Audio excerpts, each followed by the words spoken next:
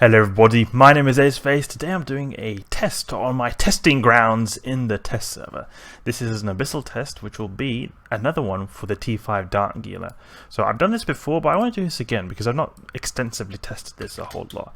And I find it very interesting because it's actually quite possible, or at least what it seems like, it seems to be quite possible to do the dark filaments in the Gila if you use a special type of implants, namely the Hydra implants. The Hydra implants make it so that you have actually better drone and missile range. If we go here, you see here we get better drone tracking speed, we get better drone optimal range, and we get better missile explosion velocity and flight time.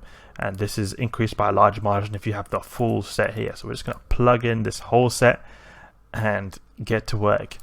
The thing is, with the dark sights, we will have a very easy time avoiding damage, which doesn't put as much strain on our tank. Our tank will not have to be as powerful because we go so fast in the dark side. We go really fast, so it's like a lot easier for us to kite stuff and avoid damage. Also, the thing is that with the Gila, it has actually all its damage in the missiles and drones, so they're not affected by, or the drones are affected, but the missiles are not affected by the dark side. Because the thing is, the dark side, it makes it so that turrets have a short optimal range, but a missile is not a turret, so it doesn't count. And then it though affects the drones, because the drones kind of count as sort of turrets. You could say they've got turrets on them, so they have actually a smaller optimal range. But that is why the implants are very useful, or are necessary for this, because the implants really make it so that these drones can apply. If you were to use a normal, typical abyss gear, like an exotic gear or something, and take it into a dark site, it's going to have really big problems with applying the DPS, just because of how everything's moving so fast, and also the optimal range of your drones are a lot smaller. So we're going to go here and take this Gila into the abyss. I'm using a very fitting skin right here, the abyssal dark field skin. I think it looks pretty cool. The only thing I really wish is that it didn't have all these smoke. I prefer if it didn't have this smoke effect. I think it would just look good to have just a plain sleek dark instead. I don't know. I don't personally speaking like all these particle effects. I think they just look a little bit too tacky in my opinion. They look like as if they're pretending to be so cool. But you know, still think it's pretty cool. But because of those particle effects, that's the reason I haven't bought the skin on on Tranquility. If the particle effects weren't there on Tranquility, I would have bought this a long time ago. So we're going to go. Oh, I have not reloaded my missile launchers. I should have done that beforehand. And we'll also get a really good range. You can see here 42 kilometers on those missiles. Really crazy ranges, really delicious. So we'll just activate all modules, and we'll go and try to kite these guys. We'll go for the Vedmax first, due to how. Oh, actually, no, the anchoring is probably a better, because of just how they are. They're going to, anchor us, keep us down. We want to be able to kite here. It's an important factor in this fight, in this battle against the Trilavians. You can see here we're missing a little bit, but it is applying a lot better than we would. Oh, this speed, man!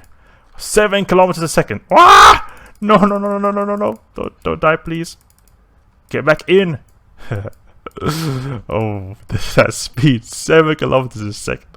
This Gila has no chill when it comes to its speed. Okay, let's go. What is this damage, man? Why is that? Why is that other Damavik taking damage when it was not even being targeted by my... Oh yeah, it was in the abyssal depths. That's why. That's why. Because I saw that one of the other Damaviks was taking damage, and I was thinking, why my drones are not attacking it? But it was because he flew into the abyssal depths, that's why. Okay, we have to take out these guys real quick, otherwise we're going to have big problems with the DPS of the Vedmax, because we've got okay tank, but it's not like really good as we have in the electrical sites. Obviously the Vedmax are not going to have as good range as they usually have. Activate our MWD right here. Alright, good. We just have to get these little tackle frigates off the field, so that we can keep a range from these Vedmax, because the Vedmax are the deadly ones. Not the frigates. The frigates are deadly because they can tackle us, but otherwise it's all pretty chill right there. You can see they can barely hit us. We're just getting a bit of a grazing shots. The dark sights really are delicious because of that. You can see that they can not even target us. The Vedmax is just like, wow, I can't hit you, Aceface, no! Because they have like really crappy range. Already in the electrical sites, I can kite them quite easily, because they have like a 23 kilometer range, 24, something like that.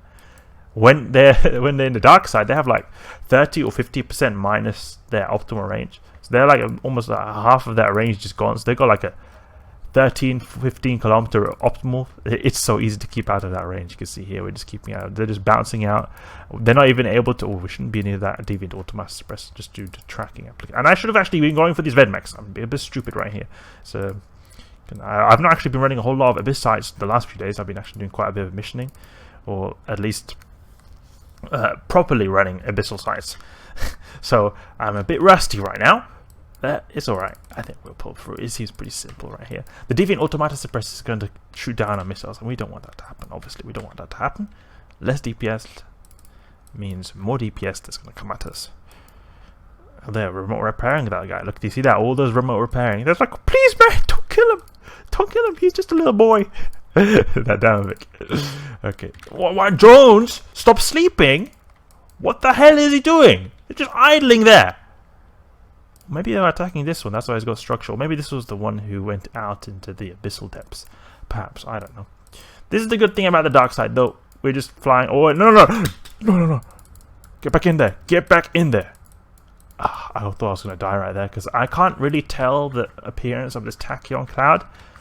Because this tachyon cloud is like kind of like a whitish. Oh, wait. We're outside now? We're outside now. Get back in there. Get back in there. Okay, good. Okay. The dark side is so black and white. It's hard to tell a bit, like the appearance of these like if you're inside or outside the boundary. Also, this tachyon cloud, you can see there's a tachyon cloud here. I think it's a tachyon cloud, but it's hard to tell of it because, you know, the dark side is like black. So I cannot really tell if it's like a part of this. It's hard to tell if it's a part of the skybox or just a part of the tachyon cloud. But I'm pretty sure that this is a tachyon cloud. It looks quite obvious, but for a second there, before when we were near the boundary, it was a bit hard for me to tell. Like, I can't tell if this radiance right here is okay, man, that is a tachyon cloud. It's a bit, like, you know, annoying. It can't really tell exactly what is what in this dark side. There's no lights. It's dark. It's black out.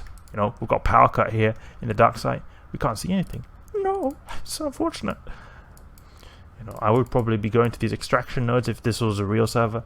But I don't want to. A good thing about doing these dark sites is that if you're able to do these, then it's a very good alternative from the electricals, because the electrical filaments actually have been going up quite a bit in price recently. Very expensive they've been going for. So being able to do these dark sites is actually going to be a good alternative. I can see that being there. The only downside is really, first of all, it's not as fast, just due to the fact that everything is moving around really fast. So even though we've got the high grade Hydra implants, we're not going to be applying as good as we would usually. Like, it'll be still a little bit worse application, I can imagine. And that on top of the fact that dark sites, they have no reduction in their resistance. If we're in the electrical sites, then we have reduced EM resistance. Then we can specialize ourselves towards that. So we can go with EM drones. EM drones, they're going to be doing a lot of EM damage, and then they're going to do a lot of damage because of the enemy ships not having EM damage, or a lot of the enemy ships having very low EM resistance. Here we don't have that. The only good thing is that here we don't have, like, we have different effects. So you can see here minus turret velocity or minus turret optimal range, and we've got velocity bonus. That's the tweaks, the perks, the quirkiness of the dark side. It's not the you know, the resistances like in the other abyssal sites. It's a quite unique property of the dark sides. I think actually the dark sides look pretty cool when it comes to their background. It looks very mysterious. It looks a bit foggy actually, almost like rain. I wonder if it rains a lot in the abyssal, in the Triglavian worlds. It'll be an interesting phenomenon. But because yeah, oh, that Vedmech's about to explode right there. Rip in peace. But the only annoying thing is that those tachyon clouds are a bit hard to make out with this background. It's a bit annoying right there. Reload our missiles. Oh, this is a very easy wave. There's a bunch of little rogue drones, scrubby rogue drones. Oh, we got a bit of tachyon cloud up here. There's so many tachyon clouds. Maybe there's something with tachyon clouds that they're higher prevalence in the dark sides or something. It would make sense considering how you naturally get a speed boost in the dark sides.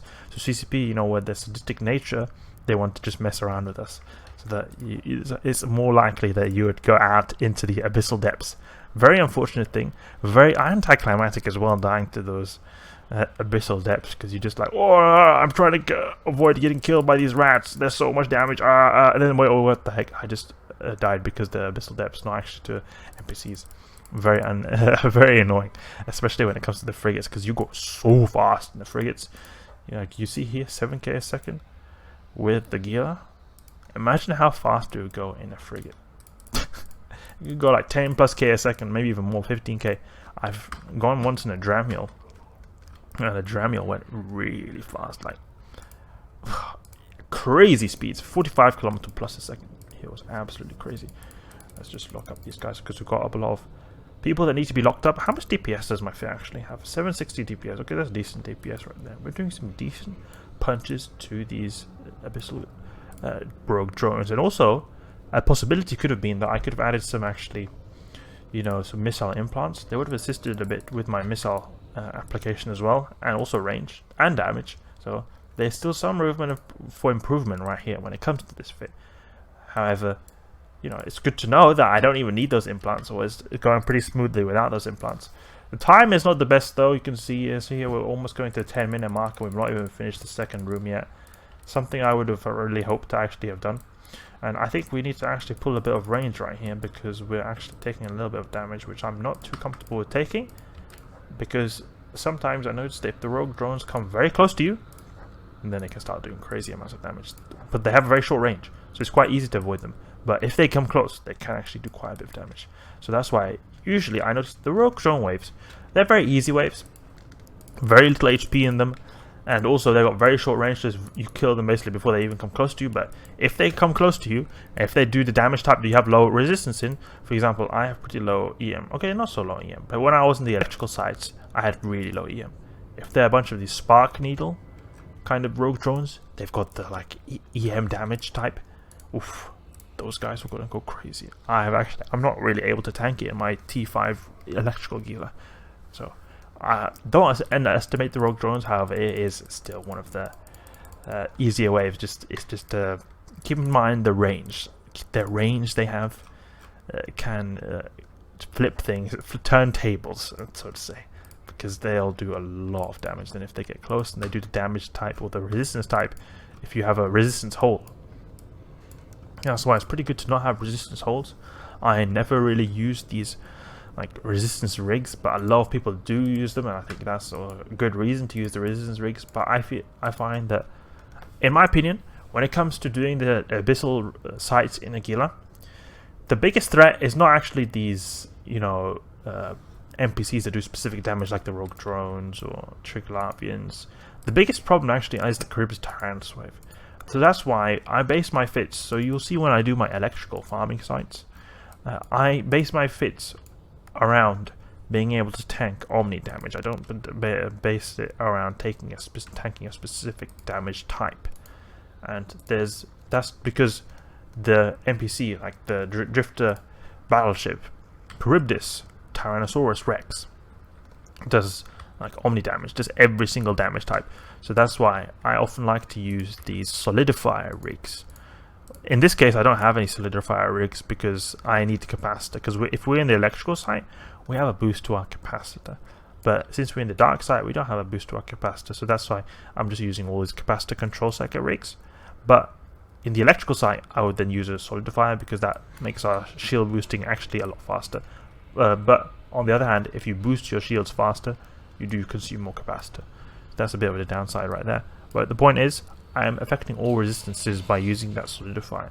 That is actually a reason why I go through them, because I want to be able to deal with Charybdis Tyrannosaurus Rex. Okay, so we've got some Redivas here. This is also a very easy spawn actually, and this is actually really bad time. 8 minutes and 40 seconds doesn't seem to be so good actually. I thought it was going to maybe do a bit better, but we've been actually getting pretty easy sights. I mean, that first Triglavian wave was not too bad, but Triglavian Vedmak waves, I would say they take like a bit of like an average time. They're not really slow, but they're not really fast either. So that was a kind of an average wave. Then we got a really easy wave, the Rogue Drone wave, and this is also a really easy wave. And it doesn't seem like we're doing this in a particularly good time. This time right here, this is the time I would usually finish my electrical sites in. And even though the filament costs more, you have to also understand that if you're doing the electrical site, you are earning then more ISK per hour if you're doing this site faster. On the other hand, you have to spend more per filaments, so it's kind of like a balances out in that sort of way right there. I feel though like it's better to do the electrical sites because it's a lot safer. Here, if I do false moves, I can actually get into big problems because I don't have as much tack, so I'm relying more on kiting here. And kiting is good, but kiting also relies on you actually kiting. If someone tackles you like those anchoring Damaviks for long enough, you could maybe die. And that would be big problems. I don't want to lose my multi-billionaire Gila.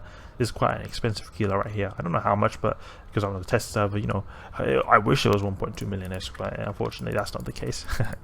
But I think it's like 1 bill or 1.5 bill or something like that. It's quite expensive. And then you got the implants as well, which is another 1.5 bill, I think. So like almost 3 bill. It's about the same price as my Gila. The thing is, with the electrical site also, if you're doing the sites faster, I like just in general to be able to do sites fast than slow, even if the filament is a bit more expensive. Because if we are doing sites faster, that means that if we have very like unlucky waves, you know, like multiple ones, like 3 in a row, that are very annoying, very slow ones, then it basically means that, like, you know, there's very little likelihood that we're going to run out of time. You know, here we're coming close to 15-minute mark, and that's okay. But the thing is, I'm getting quite easy waves right here. What if I were to get hard waves? I like to have that buffer of time because, you know, if time is a factor. If we spend too much time in the abyss, our ship will implode.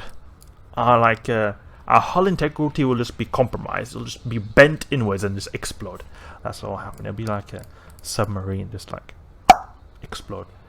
So that's what's going to happen if we spend too much time in the abyss. You see, 6 more minutes, and then the fate of my ship will be sealed. But you know, it seems like we're going to finish this in plenty of time. But the thing, what I'm trying to say is that we're not doing this extremely fast. I'm getting pretty good waves. I would have expected better from this. If I'm getting bad waves, I'll think like, what? Oh, that would be maybe I could maybe have come to the 20-minute mark. You know, who knows? I have to do more testing for that, to be honest. Testing is an important thing when it comes to doing these different abyssal sites in EVE Online. Unfortunately, I don't have unlimited time, so I can't do unlimited testing.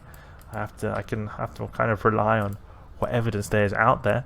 In science, you know, you have to always repeat your experiments a lot to be able to get them to be more like how do you say, discount the like random errors you would make, and that's something that is a lot in the abyss. There's a lot of randomness in the abyss, so you need to do a lot of testing in the abyss to be able to get consistent fits.